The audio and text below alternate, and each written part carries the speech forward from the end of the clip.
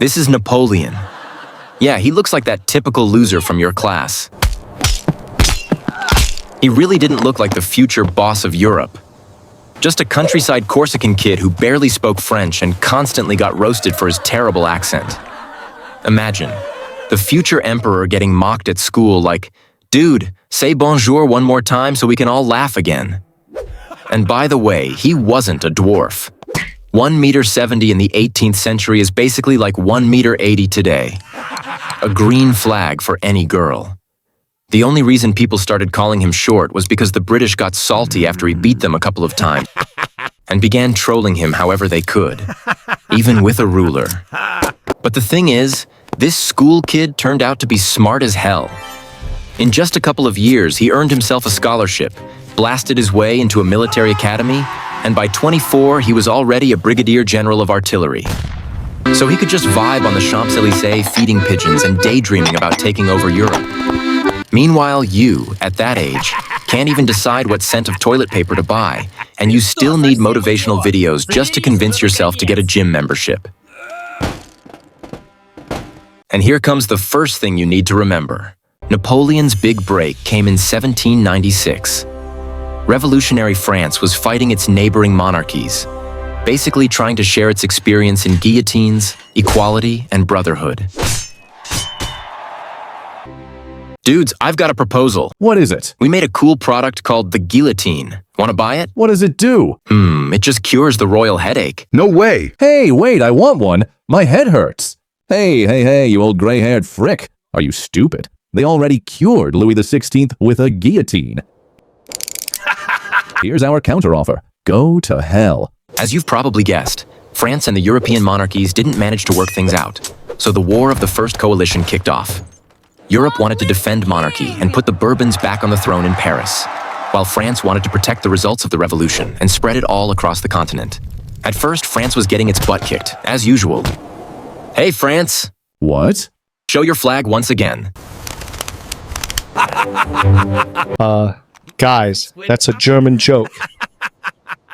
But then, at some point, the French got back on their feet after a knockdown and grabbed all of Belgium and part of Western Germany. And in 1796, after heated debates in the General Staff, they came up with a brilliant plan. 3 armies would march toward Vienna at the same time to force Austria to capitulate. In the north were 2 top-tier armies under Jean Moreau and Jean-Baptiste Jourdan, the main hope of the whole operation, and down south in Italy was Napoleon, basically the underdog of the bunch. Something like, "Here you go, kid. Easy job for you. The Italians are pushovers. We're not expecting miracles, just don't mess it up." This was his first real campaign. His chance to prove he wasn't just some Corsican country bumpkin, but a man who could actually reshape the map of Europe. And what he pulled off blew everyone's minds. He takes this useless front and turns it into the main headline across Europe. Napoleon bursts into Italy like a guy who was supposed to be there for 5 minutes and ends up taking over the entire place. He smashes the Austrians and chases them through the Alps like they're not an army at all, but a bunch of kids who stole his scooter. The soldiers were stunned, and they loved him because he joked with them, marched with them, ate with them, slept in the same rough conditions as they did, and won right alongside them. And that's not an exaggeration. The most famous moment came on November 15, 1796, when Napoleon, under heavy enemy fire, personally led the assault at the bridge of Arcole. The Austrians broke and ran, and Napoleon and his soldiers threw a party. Let's see those hands up high! This Corsican dude isn't that bad. Yeah, he's a cool commander, but damn. Have you seen his wife? No, what's with her? Dude, she smells like horse, and he actually likes it. Yeah, it's true. Napoleon had a strange taste in women. After a couple of brilliant victories, he realized that cannons, maps, and drums were cool, but they don't keep you warm at night. So he decided he needed a woman. Big, older, experienced, and preferably with debt. And he found her, Joséphine de Beauharnais.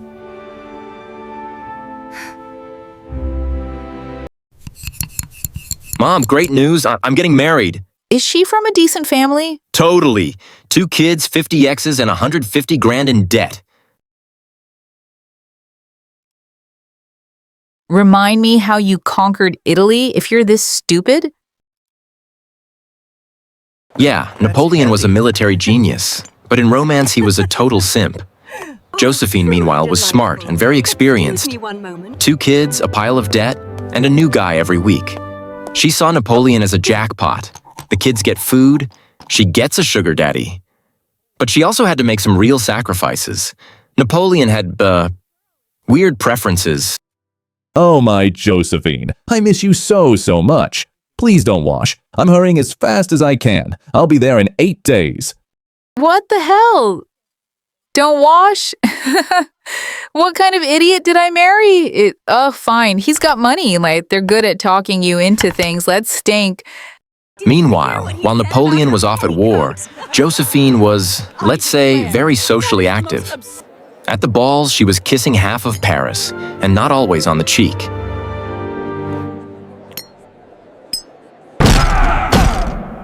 Who here still hasn't kissed Josephine? You! Napoleon was humiliated, furious, but still completely obsessed with her. He even tried to get back at her, went through hundreds of mistresses, yet kept writing things like, My dear, I'm cheating too now, but I still love you. Eventually, he just couldn't take the heartbreak anymore. In 1809, he filed for divorce. That was the end of the story with Josephine. In the end, he could command armies, conquer continents, topple kings. But defeating one woman was the one battle he never won. But, let's get back to what Napoleon actually excelled at: war. After his first victories, he rolls into Italy as the big liberator. Hey, dudes, I'm here to free you from Austrian tyranny and replace it with the French one. Get down from there! We hate you! Go home! You don't belong here! Very quickly, Napoleon turns this whole liberation into a full-on museum tour. Paintings, statues, gold. Basically anything not nailed to the floor ended up on carts heading to France. But hey, the French economy finally got to breathe for the first time in years. Hooray! We're not eating out of trash bins anymore. The French army was celebrating too. For the first time in ages, they were paid in actual money, not monopoly bills. Their love for Napoleon skyrocketed. And then disaster struck. Pope Pius VI refused to obey Paris, and Napoleon switched into full Godfather mode. So, Pope, you come to me and you say, Napoleon, stop the war. But you don't ask with respect. You don't offer friendship. I can't remember the last time that you invited me to your house for a cup of coffee. God damn you, little frick! You're Napoleon, not Don Corleone. Sonny, call Luca Brasi. This son of a god here really needs to learn some manners.